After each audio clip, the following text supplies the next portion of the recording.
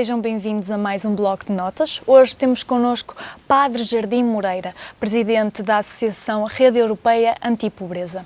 Obrigado por estar aqui connosco. Muito obrigado pelo convite também. Comecemos então por falar um bocadinho da sua associação. Quando é que surgiu a Rede Europeia Antipobreza? A Rede Europeia Antipobreza surge há cerca de 21 anos por iniciativa do então Presidente da Comunidade Europeia, Jacques Delors. Ele era um homem profundamente humanista, era cristão e muito preocupado com as questões sociais. Mas se deu conta que, a nível da Comissão Europeia, naquele tempo, não havia dados que pudessem informar os responsáveis das políticas da União Europeia e, portanto, precisava de ter dados e ter elementos suficientes.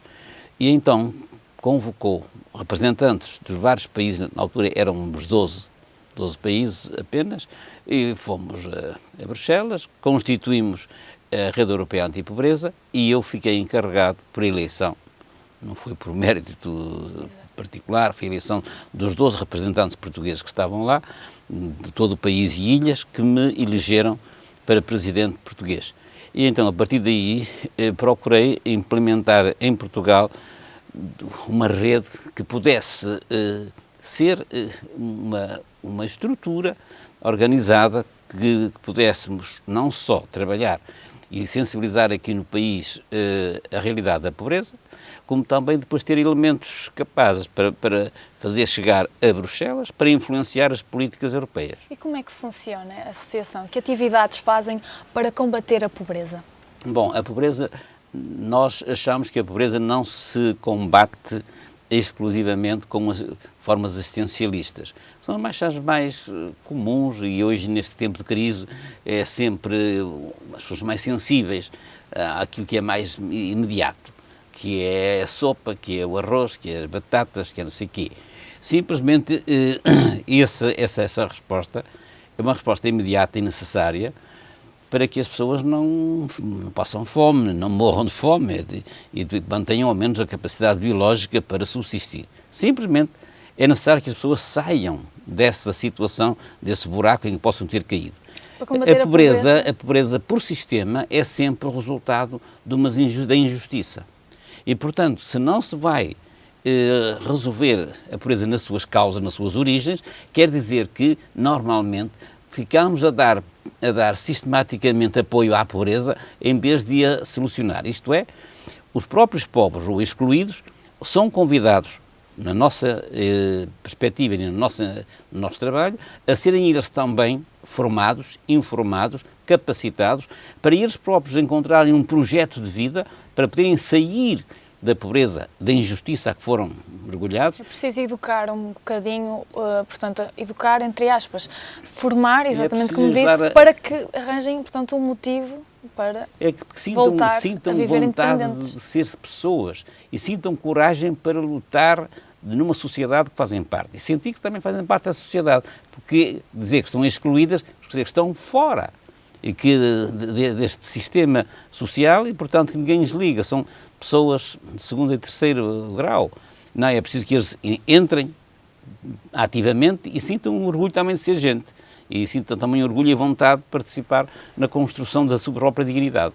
Quais são os grupos que pedem mais ajuda às associações?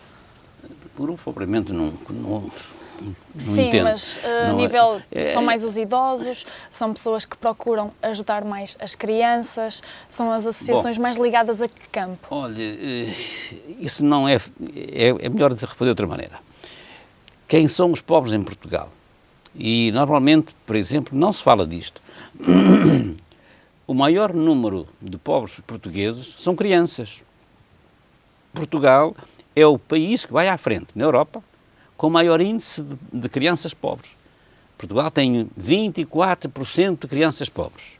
Isto é, que são filhos, geralmente, de mães adolescentes, mães solteiras, mães divorciadas ou qualquer coisa, e que são muito mais débeis, as mulheres, porque depois não têm dinheiro para pagar a renda, para não podem trabalhar, para cuidam do bebê, é muito mais complexo. Por isso é que a pobreza em qualquer parte do mundo é sempre conjugada no feminino. A pobreza tem sempre o maior índice de mulheres. e depois os filhos dessas pessoas. Portanto, o maior problema é de crianças. E depois vem o abandono escolar, vem o insucesso escolar, e temos esta gente a crescer e ser amanhã marginais, ladrões, gente incapaz de poder entrar no trabalho, porque não tem qualificações. Não tem informação. E então eu costumo dizer aos responsáveis políticos, ou se pensa seriamente no futuro das crianças portuguesas, ou temos um futuro hipotecado, onde não temos gente capaz de poder construir um país digno daqui a 20 anos. Veio uma notícia no JE nesta semana que dava a conhecer, portanto, jovens estudantes de Coimbra que, além de não conseguirem pagar as propinas, tinham dificuldades em pagar os próprios alimentos. Então surgiu uma associação que se chama Instituto Universitário Justiça e Paz, que tem por objetivo, portanto, ajudar estes estudantes. E muitos dos que os contactaram mostraram muita carência alimentar, ao nível alimentar mesmo. Acha que os jovens poderão ser a próxima camada a ser afetada pela pobreza? Pode ser, porque se quem as paga as despesas são os pais, se os pais entram em ruptura pela falta de emprego, naturalmente eles não têm quem lhes pague depois as despesas em qualquer cidade, quer de residência, quer de alimentação. Normalmente aperta-se o cinto na comida, porque é aquilo que menos se vê, mas a verdade é que depois não se aguenta sempre. Considera que o desemprego é a maior causa de pobreza em Portugal? Neste momento é um foco perigoso, muito perigoso, e para os jovens penso que é grave, porque se os pais não têm dinheiro para lhes poder pagar a mensalidade e a sustentação, etc., eles vão ter dificuldades em permanecer no estudo. Ou a família se vai unir para poder sustentar a despesa daquele elemento da família, ou então ele vai, se calhar, pode ter que recusar e voltar à família, voltar à origem, para poder encontrar outras soluções. Abandonar os estudos, muito provavelmente. Essa pode ser provavelmente uma das questões. E, portanto, eu penso que a nível objetivo não temos dados, mas é fácil de deduzir que com mais 60 mil pessoas que estão para entrar no desemprego, esta gente, que muitos dos filhos que estão nas universidades não são gente rica, é gente realmente trabalhadores de classe média. A classe média está a desaparecer. Com o desemprego não tem dinheiro, então os filhos vão necessariamente sofrer as consequências. Claro que podíamos ir para outro sistema que há noutros países em que o Estado, através dos bancos, financia os estudos e os estudantes se comprometem com um documento a, acabando os estudos, reembolsar o Estado ou os bancos pela despesa.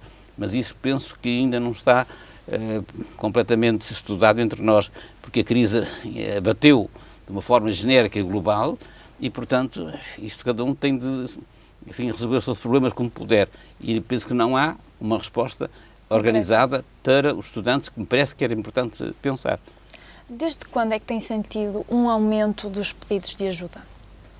Bom, aqui na cidade não há tanto não sinto esse pedido, e por mais estranho que pareça, porque as pessoas já vêm de trás com outras estratégias, quer dizer, ou muitos vivem do rendimento mínimo de inserção, alguns foram cortados, naturalmente, agora. Outros, e muitos vivem do subsídio de desemprego e são desempregados de longa duração. Portanto, esta gente vive assim numa certa calma e tranquilidade. Quem está pior são os que entraram no desemprego ultimamente pelas falências, pelas mudanças das fábricas para leste, etc. Esses é que são piores. E esses também são nas periferias das cidades ou que estão nas zonas que eram industriais e que faliram, são falidas. Portanto, nessas zonas é que as coisas são mais complicadas. Penso que na cidade, de modo geral, não tenho assistido a isso, ainda que pareça que é, mas não tem sido. Eu estou no centro histórico e ali não é uma zona perigosa, isto é, não tem aparecido. Acha que há uma certa pobreza escondida ainda, apesar de todas estas dificuldades? Bem, há muitas, como essa que falou dos estudantes, por exemplo. Há outras que é da classe média. Outros são das pessoas endividadas, que cumpriram comprar a sua casa e agora não têm com quem pagar. Uma pobreza camuflada. É camuflada até um ponto. Vamos ver até quando é que as pessoas são capazes de suportar este impacto e de encontrar alternativas para poder pagar. porque eu, do que tenho ouvido a muitas pessoas, vão recorrendo à avó ou avô que tem uns tostões para ir pagando, compondo, pagando a alimentação, etc. Outros têm emigrado. Têm emigrado, mesmo gente formada, têm emigrado. Recordo-me de um casal que trabalhava naquela empresa de Vila do Conde e emigraram para a Suíça. Ele era engenheiro, está porteiro de um hotel, a senhora, a doutora, está a fazer as camas do hotel e pronto, quer dizer, e há que solucionar a sua vida porque estavam a zero, não tinham fonte de receitas, não é? Há que arranjar opções. Opções, e portanto a imigração começa a ser para muitos também uma saída, mas nem todos têm a mesma visão ou a mesma capacidade de arriscar a sua vida. Exatamente. As associações de solidariedade social tomaram alguma providência especial desde o momento em que souberam que iam ser aplicadas medidas de austeridade no ano de 2011? Bom, a única medida que pode ter é também não abrir riscos na instituição de despesas que depois não possam pagar. Porque se entram também numa derrapagem, com obras ou com despesas ou com projetos que depois vão complicar a vida à instituição, isso é perigoso. Porque acontece que grande parte, isso acontece comigo, grande parte dos utentes, que hoje tecnicamente se chamam clientes, mas pronto, os utentes das instituições, eles não têm dinheiro para poder pagar a sua contribuição, pela mesma razão. Porque os pais ou perderam o rendimento mínimo de inserção, ou porque os pais se desempregaram e não têm dinheiro, e depois não têm dinheiro para pagar. E de duas uma, ou tiram as pessoas das instituições, ou têm de ficar nas instituições sem poder pagar aquilo necessário para sustentar a instituição. Eu conheço aqui no centro do Porto uma outra instituição que me fala do risco de fechar nos próximos meses. Isto quer dizer que as instituições, por falta de capacidade dos utentes, por falta de angariação de fundos, podem fechar e depois vamos então imaginar por onde é que vão os utentes destas instituições. Como é que o Sr. Padre tem visto pessoalmente as medidas de austeridade aplicadas no nosso país? Olha, não estou muito contente, naturalmente, porque fiquei chocado e continuo a ficar chocado que os pobres têm sido a forma mais fácil de atingir em primeira mão. Quer dizer, pensar que são os pobres que vão resolver o problema do déficit nacional, eu acho que isto é irrisório, o mínimo que posso chamar irrisório ou falta de visão. Agora, que se quer criar uma mentalidade, ou não sei se é de insegurança, se de que é, porque me parece que as pessoas estão um bocado apavoradas, não só, especialmente a classe média e a classe mais rica.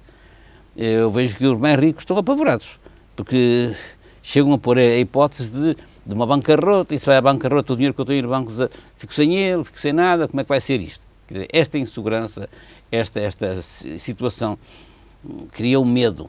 As pessoas estão medrosas, estão tímidas, estão inseguras, não sabem o que é que vai acontecer às suas vidas pessoais, porque não sabem o que vai acontecer ao país. E, portanto, há aqui toda uma situação em que os pobres foram os primeiros a ser atingidos, porque ainda há dias me dizia uma juíza: Sr. Padre, eu não posso colaborar porque vão-me tirar 1000 euros por mês. E disse: Sr. Doutor, eu tenho de fazer é gastar menos. A primeira coisa a fazer é gastar menos, porque se lhe tiram 1000 euros, também o ordenado era um bocadinho razoável, para tirar 1000 euros, devia ser um ordenado jeitoso. Mas perfeitamente em pânico, porque lhe tiravam 1000 euros. Mas ontem estive com uma professora de uma universidade que dizia: vão-me tirar 500 euros. E disse: mas isso é assim grave no vosso ordenado? Para tirar 500 euros tem de ter um bom ordenado também. Bom ordenado. Agora, vai ter que gastar menos. E isto é problema de muita gente, que vai ter de criar uma nova forma de pensar para gastar menos dinheiro em futilidades, pelo menos aí. Porque, ou nas roupas, ou nos carros, ou não sei em que é que as pessoas gastam tanto dinheiro. Agora, para manter um estatuto, se calhar gastam muito dinheiro inútil, que não passa daí. de andar nos restaurantes, nos hotéis, nas passeatas, e depois fica caro. Um ano depois de ter afirmado que atualmente vivemos num tempo de escravatura no mercado do trabalho, acha que de facto, ou melhor, a sua opinião mantém-se neste momento? Eu acho que ela se torna mais grave, porque, e vou dar um exemplo do meu caseiro, que isto é, mora lá nas minhas casas. Ele está a ir todos os domingos de Penafiel, de carro, sai à meia-noite, para ir trabalhar em Toledo. O senhor repara as horas e a distância para trabalhar em Toledo. E o filho sai às 5 da manhã para ir trabalhar para perto de Vigo, também em Espanha. As distâncias que eles percorrem, a ausência da família para poder subsistir. E soube no domingo o seguinte: o rapaz, o filho, com 21 anos, foi chamado a ir trabalhar para a Galiza. E disse à mãe: mãe, dê-me dinheiro para eu poder comer, para pagar. E disse: não tenho dinheiro para te dar, filho. Pede ao patrão que te dê dinheiro porque eu não tenho. Portanto, o jovem arranjou uma saca para levar a roupa necessária, vai para a Galiza trabalhar, sem tostão no bolso, para ter que comer, e vai acreditar que o patrão lhe vai dar o necessário, o adiantar, para ele poder comer. Portanto, esta é a situação de muita gente que não tem outra saída. E, portanto, a dificuldade é real. E as pessoas... Exato.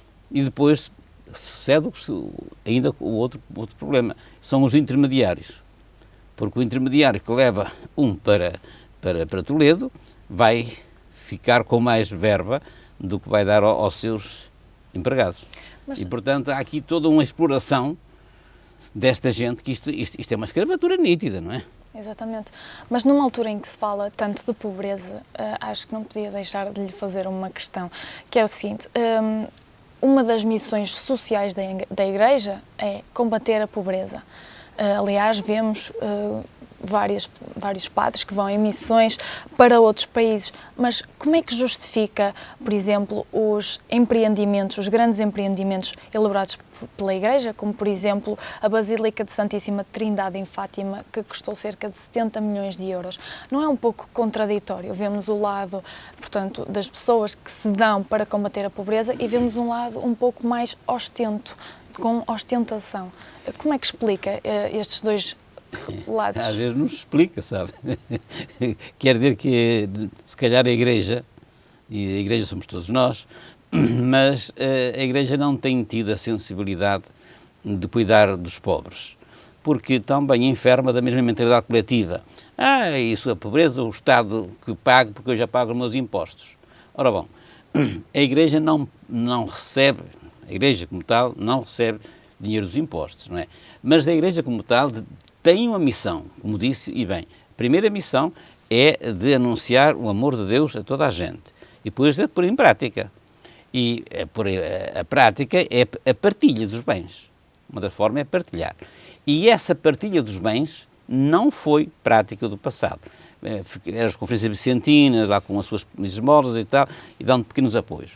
Creio que a Igreja agora, pelo menos parece que tomou mais isto em consideração, pretendendo criar um fundo de socorro social para o país, etc. Mas eu duvido que este sistema resulte, porque a grande solução do passado é sempre, como dizia o Padre Américo, é que cada freguesia resolva os seus problemas, os seus pobres. Isto é, a vizinhança, a família e a proximidade cuide das pessoas de forma a que entre elas haja solidariedade, haja partilha e haja serviço que prestem a quem não tem, ou saúde, ou não tem emprego, ou não tem qualquer coisa, para que as pessoas possam entrar numa comunidade e numa comunhão de vida aí.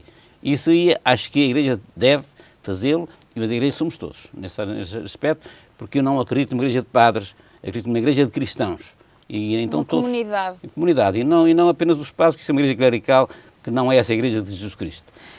Como é que vê, agora deixando um pouco a pobreza de lado, como é que vê o facto do Tribunal dos Direitos Humanos condenar a permanência dos crucifixos em sítios públicos? Acha que está a condicionar a liberdade religiosa do povo católico ou pelo contrário, está, portanto, a permitir a liberdade de todos, os católicos e não católicos? Bom, isso depende do prisma para onde se queira ver, não é? Porque se a maioria, aqui estamos a falar do Ocidente, a maioria é católica, parecia razoável que cada um mantivesse a sua tradição. Mas como temos muita gente imigrada de leste, particularmente árabes, não é? que não consideram Cristo como o seu Messias, mas Maomé, então, para evitar questões, é melhor tirá-lo, é o que eles pensam, não é? Bom, se calhar o respeito por todos, porque nós estamos numa construção de uma nova ordem social. E, evidentemente, que a religião é um fator importante em qualquer cultura. Tirar os crucifixos pode parecer para os cristãos tradicionais, digamos, que perdem a sua presença tradicional. Os outros pensam que ganham porque não têm o confronto do cristianismo. Mas a verdade é que temos de todos de conviver. E penso que isso é fundamental. É criarmos formas em que não haja agressão e haja liberdade de pensamento, haja liberdade de religião e haja liberdade de expressão. E, portanto, se alguma coisa é impedimento ou cria confrontos na sociedade, vamos lá ver se a gente evita sem criar conflitos, porque vamos ter que viver com isso. E a Europa, nós sabemos que em 2050 grande parte da Europa é muçulmana. Muito sucintamente, agora voltando um pouco à crise. Portanto, com a sociedade portuguesa, com uma crise que agrava a cada dia, portanto, a situação está muito complicada. Acha que poderá vir uma altura em que a Igreja terá de aconselhar, portanto, um caminho à política? Bem, já está fazendo isso. Pelo menos que sejam honestos. Primeira questão, que deixem esta vida e esta política podre em que se insultam apenas as pessoas e não se cuida do bem comum. E, portanto, penso que apelar a uma ética, apelar a uma justiça, porque é outra coisa que não se pode referir de novo. Portugal tem cerca de 2 milhões de pobres. Ora bem, Portugal é o país da Europa onde o fosso entre pobres e ricos é maior, isto é, temos uma porção, relativamente 20%, vamos imaginar, de portugueses que são muito ricos e os 80% são pobres. Quer dizer, este é o país com a maior injustiça social na Europa. Ora, o que é que isso quer dizer? Enquanto não for possível mexer nos privilégios de uma parte significativa dos portugueses, não se vai poder resolver o problema da pobreza, porque o problema da pobreza é um problema de justiça e é preciso criar oportunidades iguais para todos.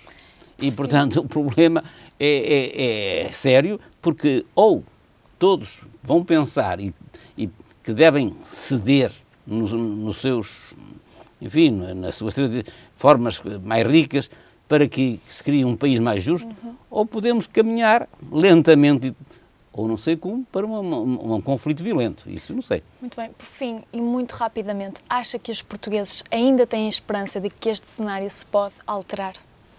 Bem, porque hoje ouvi, parece que ainda há uma mensagem de esperança.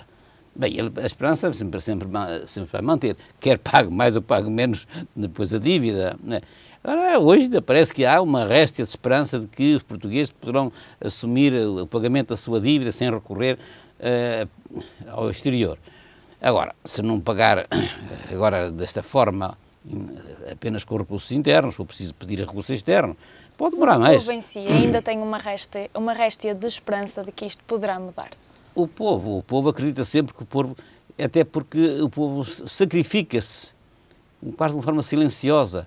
É uma tradição do povo português, é capaz de sacrificar silenciosamente para que as coisas mudem.